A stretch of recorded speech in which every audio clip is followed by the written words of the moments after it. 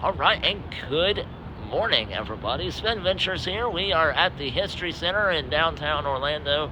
We are going to check out some exhibits today. It is a free entry for me because any type of Florida educator, teacher who is in the school system here in the state of Florida can get in the History Center for free. Also, I think in Tampa as well, but we're at the one here in downtown Orlando.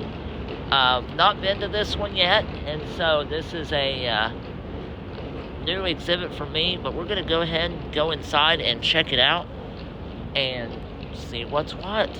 So let's go ahead and follow me into the History Center of Orlando. Alright, so I got a map here. This is the map for the museum, History Center, and we have arrived at the 4th floor. The lady at the front desk said to start here, so we're just gonna start here and discovering paradise. So this is wow. So I guess this is where Florida began. The state of Florida began. Discovering paradise, unconquered Seminoles pressured to move out. They fought 3 wars, First, Second, Third Seminole Wars, as cattle raisers, traders, and farmers never gave up. Growing the citrus, which is the oranges, fresh or frozen, carton or can, it's the rich in vitamin C fruit. Growers with orange fever made it a world-famous Florida industry. This is the Seminole. So we're starting here in the Seminoles, with the Seminoles. So let's go ahead and go in here with the log cabin. Rejecting white culture, creating a new style of living. It was by the 1820s Seminoles were turned against white culture, abandoning European-style pottery. Seminoles made their own pottery with distinct rim decoration. They wanted the Seminole land for cotton and sugar plantations. This is what this is here. See how they had handmade the pottery.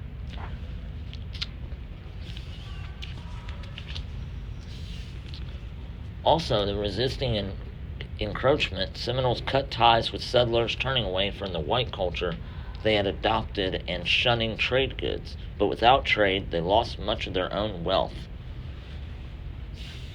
But then they created a new style, patchwork clothing, like you see here. This gentleman is wearing. About 1910, working their traditional bright cloth on sewing machines from white traders, and over time made style more elaborate to appeal to tourists.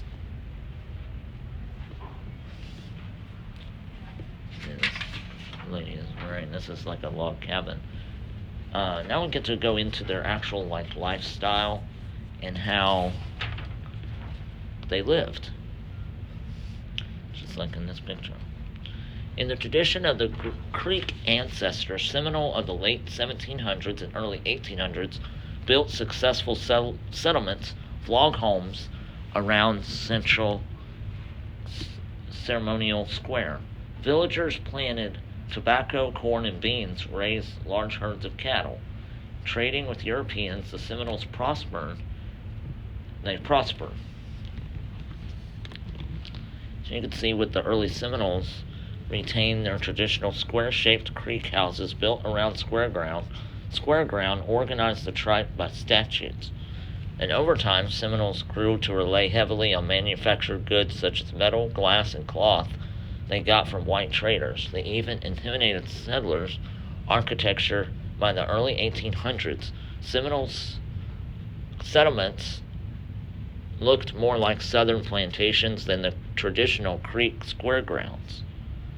So you can see like the log cabins here that the Seminoles built in the early years of Florida in the 1700s and 1800s. Alright, so here's the map of where the two common groups with common culture, where they resided in and moved to, the Seminoles. So, at first, the Seminoles were a loose group of people with a common culture, sharing similar social and political organizations, kindship system, and religious beliefs. But then they were divided by language. Hichiti and Muscogee. When the Seminoles organized a legal tribal government in the 20th century, that'd be the 1800s, speaking group called the Miccosukee formed their own tribe. Favoring a traditional lifestyle, the Miccosukee rejected the Seminoles who had adopted white lifeways. So this is how they went from Georgia, came down into Florida. They settled near Orlando, and but a few of them actually down by Tampa, St. Petersburg, and all the way down to Fort Myers. But a lot of them migrated to the northwest toward Tallahassee. As you can see, some went this way, and others went more south, southwest or south, towards Gainesville. Some settled there in Gainesville, outside of Orlando, Tampa, St. Petersburg area, down to Fort Myers, a few over into Tallahassee. Tallahassee, I say that with major exclamation point because Tallahassee is the capital of the state of Florida. Also, that is where the Florida State University is, home of the Seminoles. That's where the nickname was named after. College mascot. But here you can see Tampa more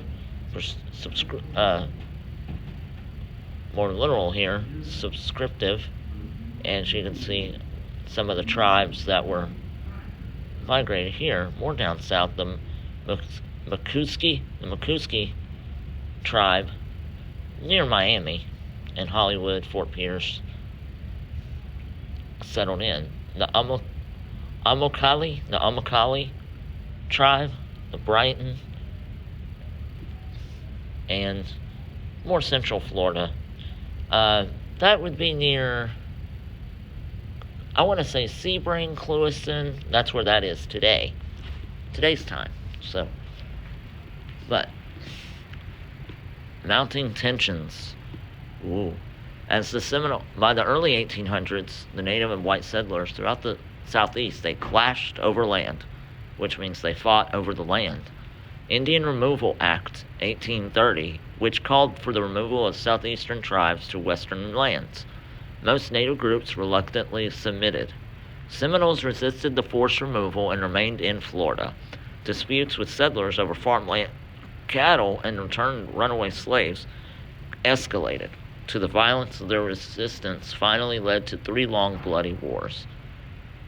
That is where the First Seminole War, Second Seminole War, and the Third Seminole War began.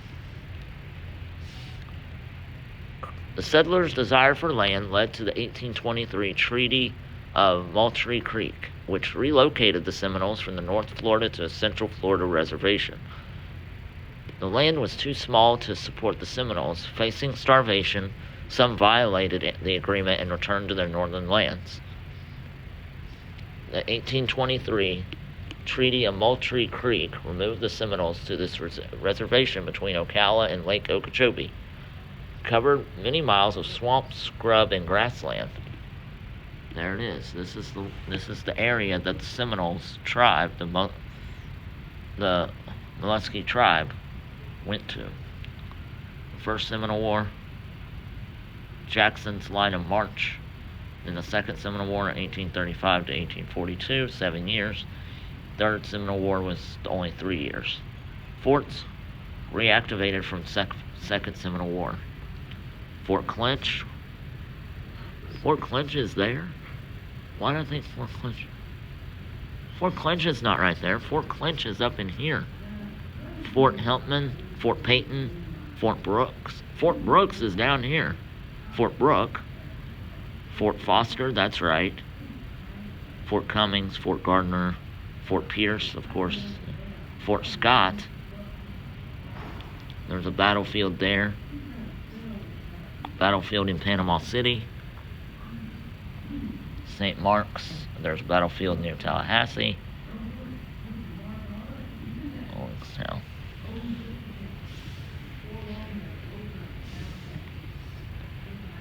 7 year Second Seminole War. That was the longest Seminole War in Florida history, in the early Florida history. So, in reference to giving off the Florida State Fair, they call Cracker Country, and here's the reason why it's called Cracker Country. Let me explain. The crack of a cow whip, the crack of corn kernels ground for grits. No one knows why Florida's rural pioneers are called crackers. The name has been used as a racial slur for poor whites. Oh, but it's also been a term of affection and pride for independence, self-sufficient people. I like that term better. So, but in 1886, the Cracker Trail post office in Hardee County sits on the original Cracker Trail, a route used by early Florida cattle drives. So, the term cracker is actually a cow's whip and popcorn kernels that crackle and pop for making popcorn, especially at the movies. And here's how they made taff candy. Young adults found a chance to court at the cane boiled taffy pulling contest. Pairing up to pull the thick syrup scraped from the pot, mismatched partners talked little and pulled a lot, making thin, colorless taffy. Talkative couples did very little pulling and ended up with dark, thick taffy. How to pull candy. After boiling candy, turn it on a marble slab or a large meat plate to cool. When cool, but not too cold, grease your hands lightly with olive oil or butter. Take the candy in your hands, throw it over a large hook, and pull it towards you. So continue until the candy is creamy. Make the candy move, not your hands. You will blister them quickly. So how to make the taffy? You have a pint of water, 3 ounces of butter, 1.5 pounds of sugar, half teaspoon of lemon juice, 2 teaspoonfuls of vanilla, and then you stir the water and sugar over fire until the sugar is dissolved. Boil the water, boil it until it arrives at a ball stage. That is, when small quantity is cooled in the water, roll it between the thumb and finger. It forms a soft ball. Now add butter and lemon juice and boil to the crack. That is, it hardens quickly when dropped into cold water. Will not stick to teeth. Add the vanilla and turn out in greased shallow pans to cool. So that's how you make taffy back then in log cabins. This is kind of what a bed would look like. And Spanish moss. Spanish moss make comfortable bed. Feel the moss in the cracker's mattress to find out. Oh my goodness, no. That would not be feeling that moss. That would not be a comfortable bed at all. I think my bed would be more comfortable than that. Right there. But anyway, so moving on to independent means. More about the crackers. They took pride in their self-sufficiency. Buying little from stores, they tanned leather hides for shoes, spun cotton into thread, sewed clothes, and used herbs as medicine. They grew canned vegetables, using cow dung as garden fertilizer, killed and salted their own meat. Cracker wash day was an all-day affair. After boiling, scrubbing, rinsing, and wringing out his clothes, Cracker hangs them up to dry. They even grew their own food. Of course, they didn't have Publix or Walmart back then, so they had to grow their own food for breakfast, lunch, and dinners.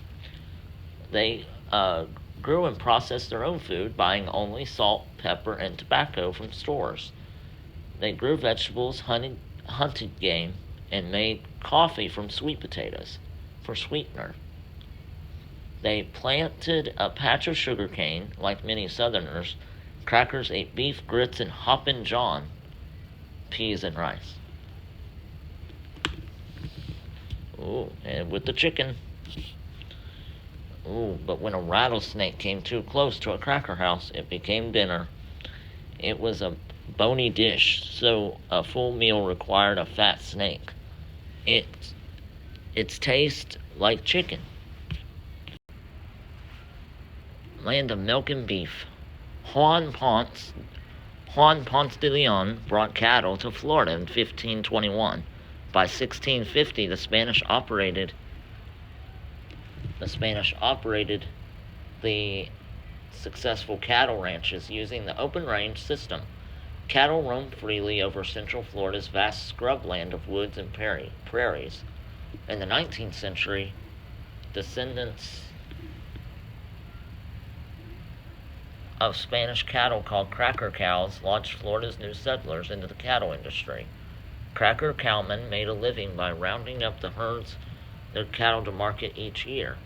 Even today, cattle ranching is still a crucial part of Central Florida's economy.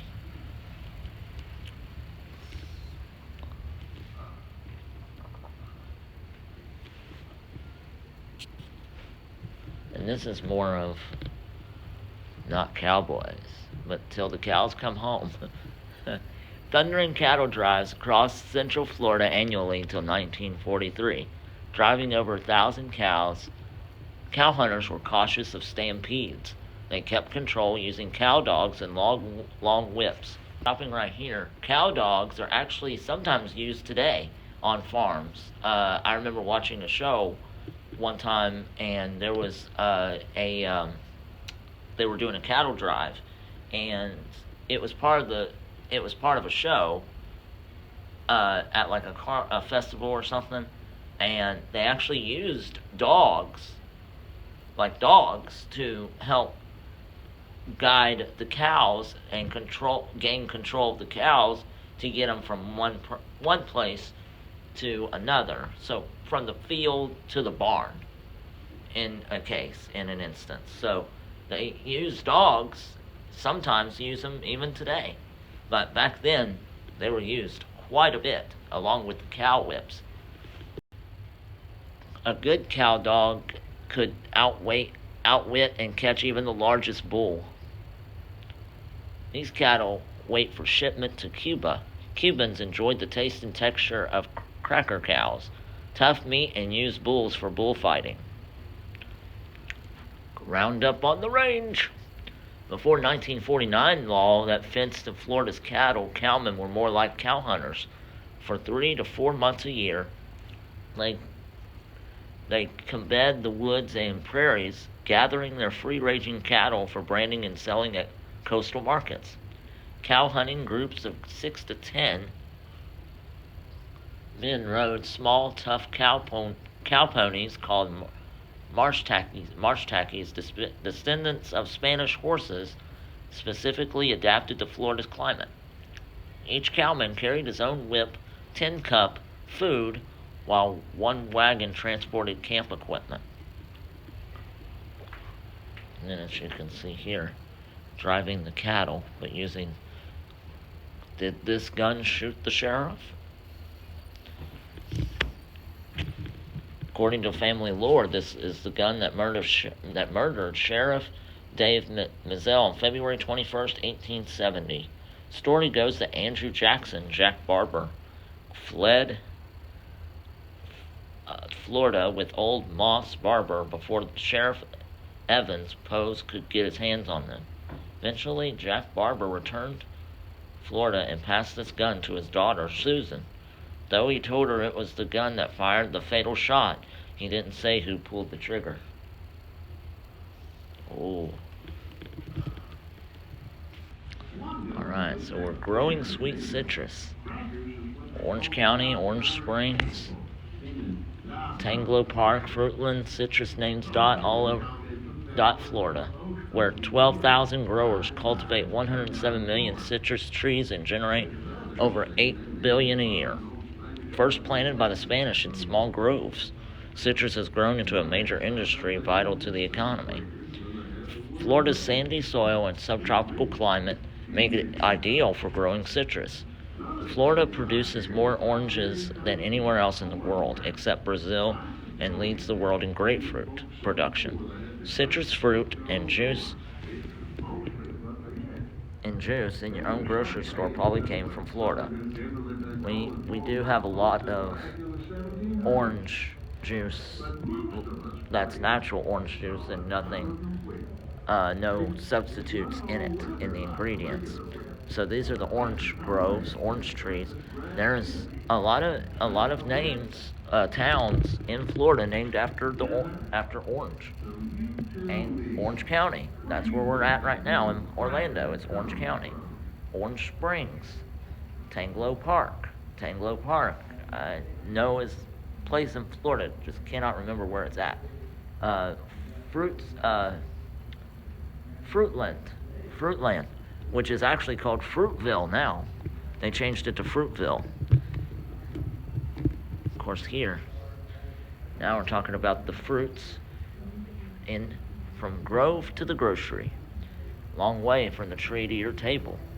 Florida fruit began as buds on the best variety of citrus trees.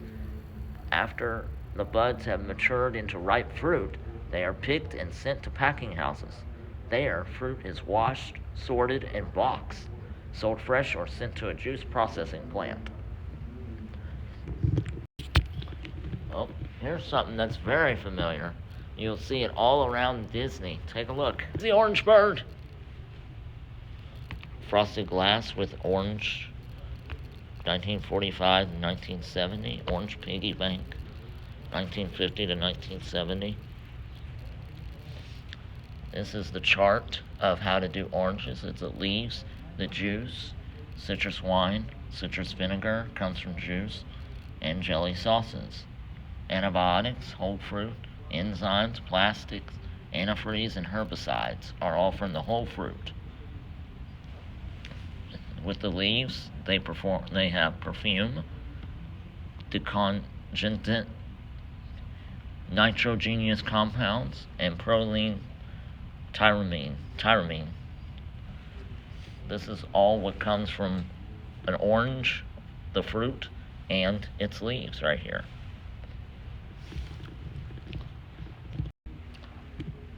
A fragile industry. Central Florida citrus relies on weather and soil. The success of Central Florida's citrus industry depends on just the right weather and soil. Freezes destroy crops, while too much warmth leads to overproduction and spoilage. Recent freezes have pushed many Central Florida growers farther south. Citrus groves also need vast tracts of land with good soil, just like this right here. But in recent years, Central Florida's rapidly expanding population has overtaken much land.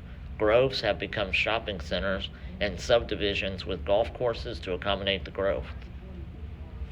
So in essence, because Florida is a very warm climate all year round, about 360 days a year. I say that because we're in a cold front right now.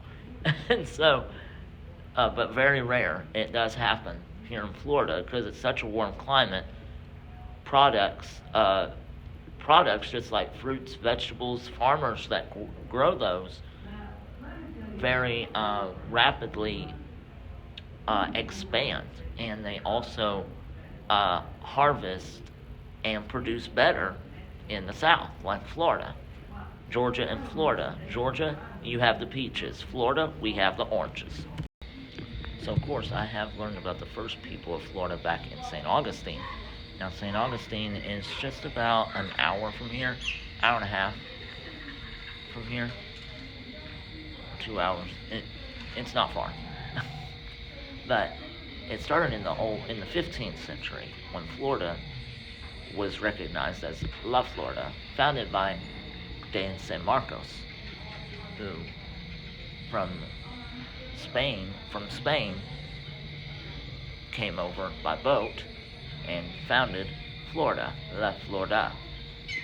And so now, learning about the allure of the warmth and the water. Very warm climate. Caledonians discovered Florida long before the European explorers did. When the Ice Age glaciers tied up ocean water, sea levels fell enough to expose the land between Asia and Alaska. People lived on and crossed this land, then spread across North America into Florida at least 12,000 years ago. A warm climate and abundant water meant a more constant food supply and more settled life here than in northern regions.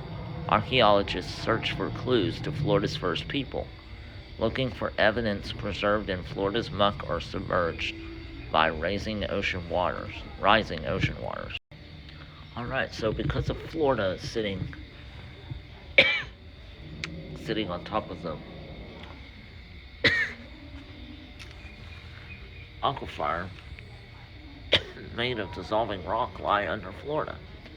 The rock of these aquifers look like blocks of Swiss cheese and act like big sponges. Floridian aquifer supplies fresh water to Central Florida's groves and farms to millions of thirsty residents and tourists. This is how it looks. Water bubbles up through limestone and sand, but not enough through clay. Deep wells pump the trapped water.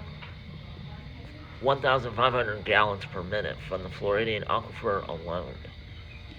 So this is what happens. So you have the lake here with the water, spring water, which is really good. You can swim in that, and it's very not disgusting.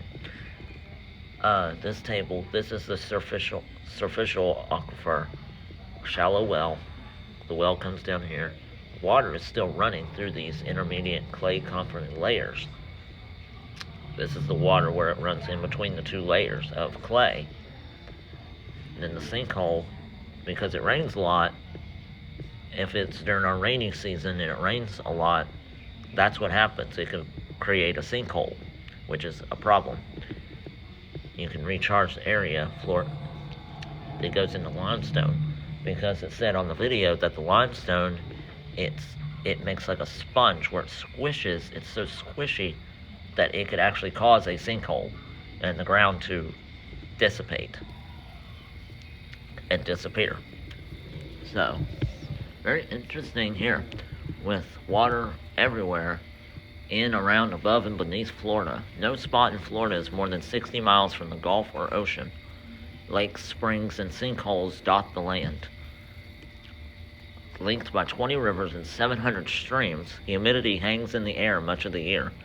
Wetlands filter pollutants from water before it enters underground in rock formations. Water is one of Central Florida's most important resources, sustaining over 2 million people and irrigating 600 acres of crops and groves. New residents arriving daily. The demand for clean water increases by 90,000 gallons each day, just like the St. Johns River meanders through Central Florida, journey through the North Atlantic. It is Florida's longest river, and its shores were home to the first citrus groves. So these old trees right here along the St. Johns River, which is actually in Jacksonville, it runs through Jacksonville, which is just to the north, about 2 hours. And then claps of thunder and bolts of lightning fill the sky almost daily during Florida's summer. More lightning strikes Central Florida than anywhere else in the U.S. So here in Orlando, thunderstorms are very more popular, with lightning strikes as well as just rainstorms in general. It rains here in Central Florida more than anywhere else in the state. Even Tampa is very low. So that was just level 4. We're on level 3 now. Let's go to level 3 and see how we can advance in the technology and more farmland as well in the state, and what other settlers came after Ponce de Leon and the early Seminole settlers. All right, we have made it to Disney World. The miniature version of the Magic Kingdom, also came up with by Sir Walt E. Disney himself. And we're going to just jump right into 1971 of the grand opening of Walt Disney World. So here we go. Let's find out how a lot I have known about Disney World. So here it is. Mixed Blessings, Fort Wilderness in 1973. There's the castle. Remembering opening of 1971 in October. Raising the tourism bar, which is crazy. Nothing good comes cheap. Along with growth and renown, Walt Disney World brought costs. Retirees face higher taxes. Suddenly, pricey land. Crime rose. Millions of visitors jammed highways and strained Florida's water supply, said a county commissioner. I wish the mouse had stayed in California. Ow. But because of the tourism and millions, this is a graph showing improvements throughout the years. So by 1970, it was 660 million, 6 million, 18.8 million by 1990. 1999, $37.9 million in, this is in tax revenue, from 66.4 to 1.52 billion in tax revenue. Not even in the millions, it was in the billions with a B. Walt Disney World's high standards of customer service, cleanliness, and grandeur challenge humbler attractions. The opening of Epcot and Disney's MGM Studios, that's Hollywood Studios now, made it even harder for less glitzy sites to lure visitors. And with multi-day Disney tickets to fill a vacation, who needed anything else? Back in 1971 and in the 70s, I guess so. I mean, but look at those creepy mascots. The Magic Kingdom, opening day, October 31st, 27th, of 1971. This is a map of Fantasyland, or a map of Disney World. Now this is a question, why in Orlando? So, let's find out why Walt decided in Orlando. Orlando offered Walt Disney the warm weather that already attracted thousands plus and inland protection for saltwater and hurricanes. Most importantly, two major highways intersected just 15 miles away, providing easy access for even more tourists. Disney bought the land secretly, fearing high prices of settlers if sellers learned of his plans. Spotting on a visit here, he even denied his identity. I got mistaken for him all the time. If I ever run into that SOB, I'm gonna tell him what I think of him. Wow, okay, let's tell it how it is, won't you, Walt? This is it, exclaimed Disney, flying over open land just south of intersection I-4 and Florida Turnpike. He had found the best site for his park, Magic Kingdom, Walt Disney World. All right, so here's a map of Orlando. The shaded in area is downtown, right here. That's downtown Orlando, with the History Center. I guess is that big, thing with the brown dome on top, and of course over on the south side or west side of Orlando is, of course, Disney. You got all the 4 parks. You got Magic Kingdom right there. You got Animal Kingdom, that's the tree. MGM Studios, which is Hollywood Studios now.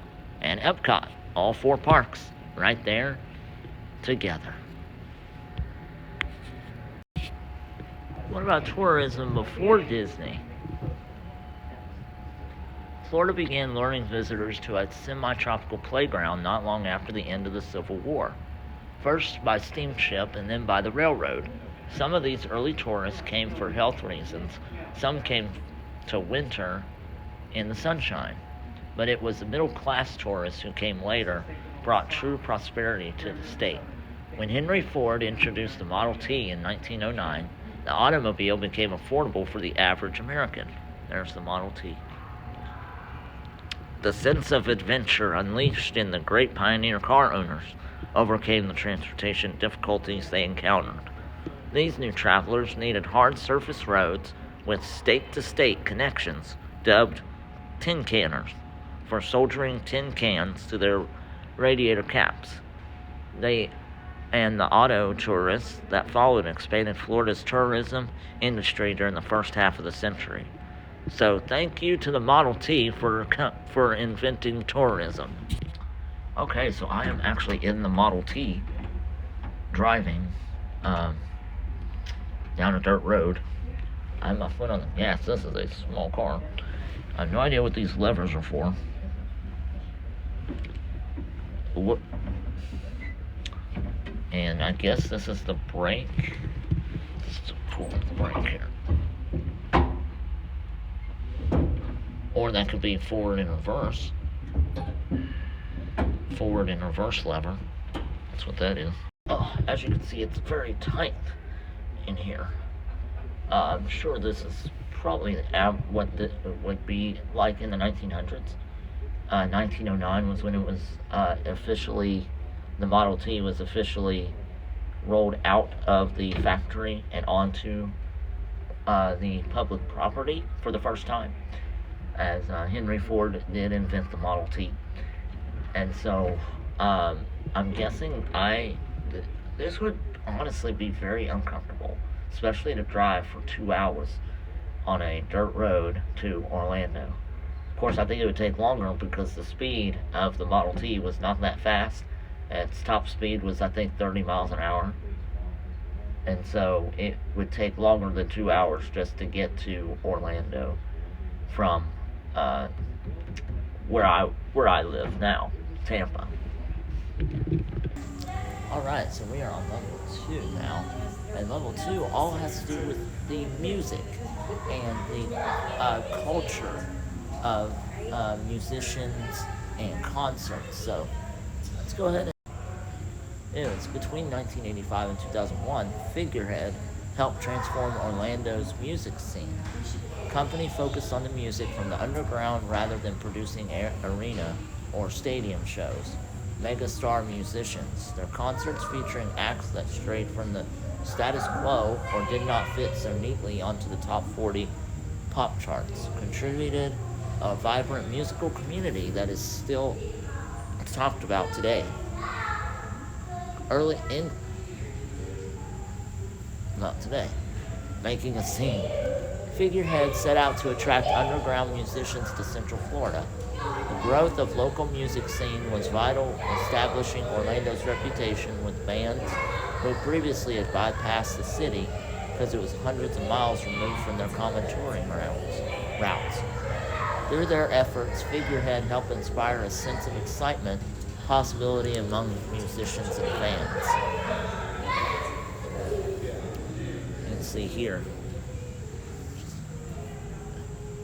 Jim Faharney, and Opportunity Knocks concert promoters like Cellador, Beach Club Productions, and Phantasma hosted major label headliners of 1980s in a large-scale venues, but for independent artists, the trek to Orlando was not usually viable. Central Florida was considered a cul-de-sac, a dead end on carefully planned routes of cities. The promoter is the number one moron because they're risking all the money with the least amount of return. I agree with that. But this is just talking about the passion through Figurehead Fajardi brought to his favorite musicians in town. Interestingly, he always had a day job. He first worked in bars and restaurants before establishing Kilowatts Savor in 1990, a highly successful lighting fixture business that supported him financially, allowed him to take on more risky ventures with Figurehead.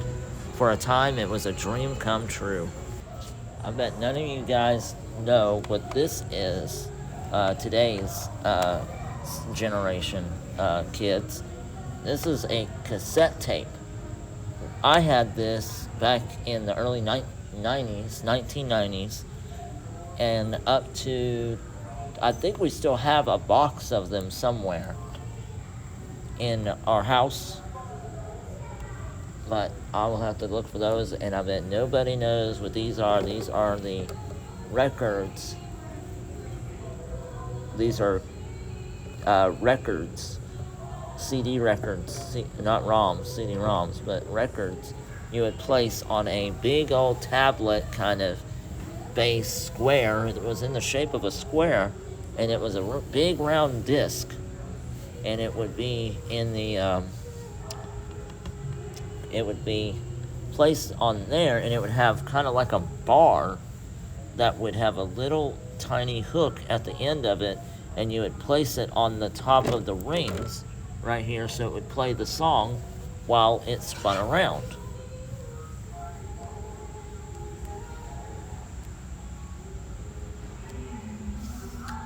Of course, here, that's more of the Thomas Scott, Jeffrey Howard, Scott Sugini, Claus Hitch, Jim Fajardi.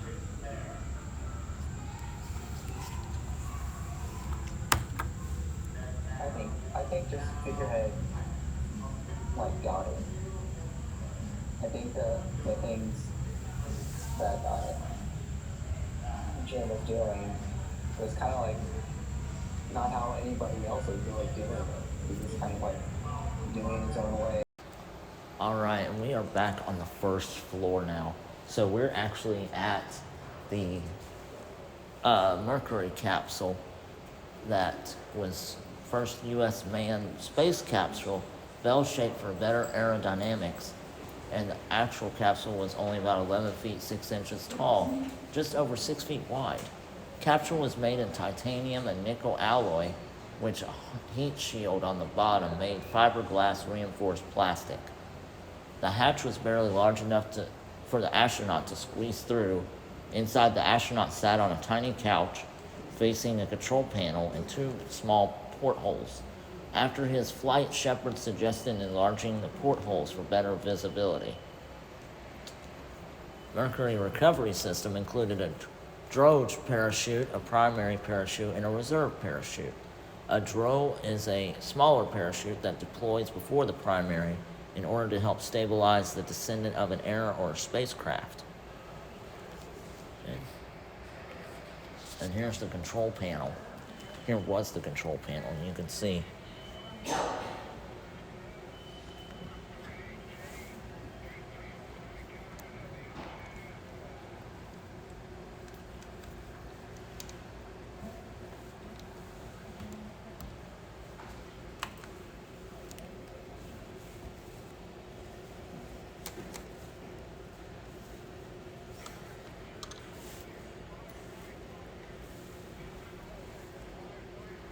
And then here is the space capsule, Mercury capsule. All right, so let's see if we can fit inside this capsule. It is very small. It is, ouch. As you can see, I can't even move my feet. Oh dear, I'm stuck. Hold on, my left leg. Ouch. Oh, there we go. As you can see around me, here's all the buttons for the module. Roll, manual, flight by wire, normal.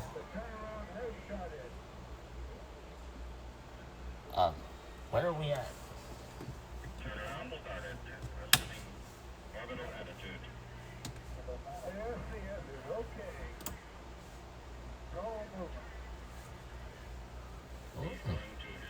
We are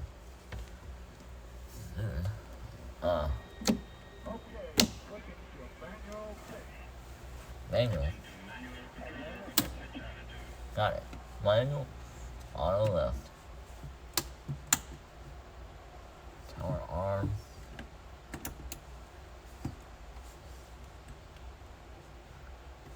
We don't need the switch. Main deploy. No, we don't need to deploy. Draw.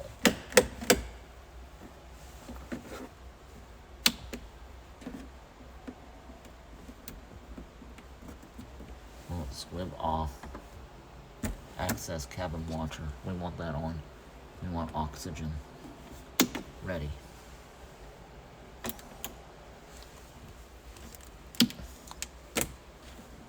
Now we want these. Normal. Yep, we want them on. Okay. They're blinking.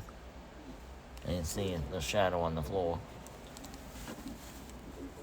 We want normal. No, sure. Want them off.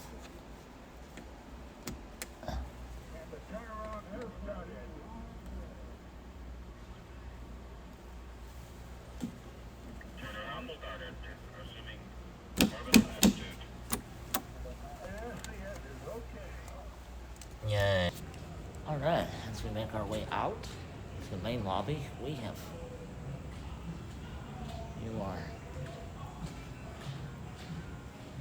back in the main area, main lobby of the History Center. That was so much fun. Alright, so thank you all for joining me here at the History Center in downtown Orlando. Really cool stuff, especially if you're a big history fan of American history and Florida history. Definitely come and check this place out. It is right in downtown. You can actually park in the free parking public library to gain access to the History Center right here behind us. Also, not only that, explore downtown as well.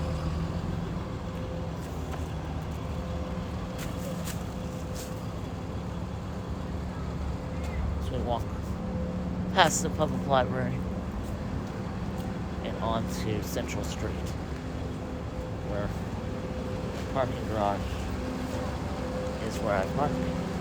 And we can start making our way back to Tampa. But before that, Pittsburgh Steelers, I see you, baby. All right. City, dog. Yes, sir. Represent. Show up. And also, I'm going to try to make my way to Busch Gardens, possibly.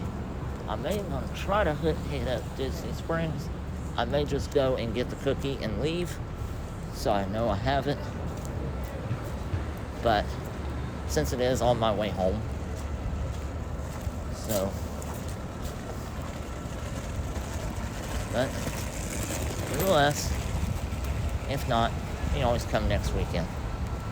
I don't think I have anything next weekend, as far as I know, but thank you for joining me on this SpenVenture at the Orlando, Orange County History Center in downtown Orlando, Florida.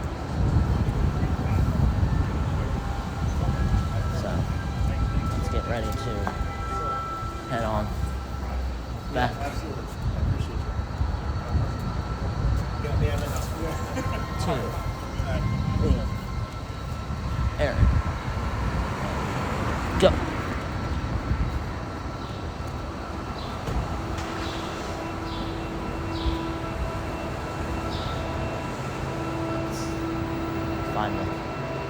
Let's find the stairs.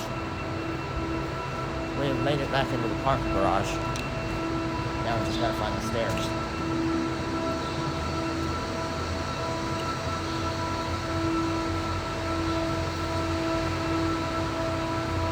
Parked on the 4th floor. Right now I'm walking up the ramp. So there should be stairs somewhere. But don't forget to subscribe to SpenVentures. Drop a like on the video. And I'll put the website to their I'll put the website to their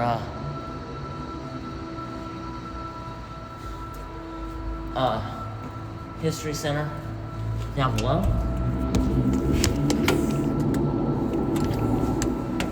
And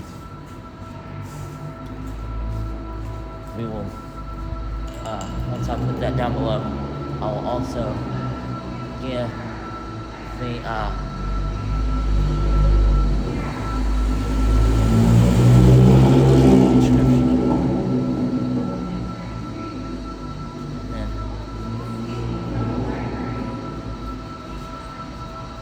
once I do that, link to their website, so that way you can go ahead and take a visit to the History Museum of Orlando. We will see you all on the next SpenVenture.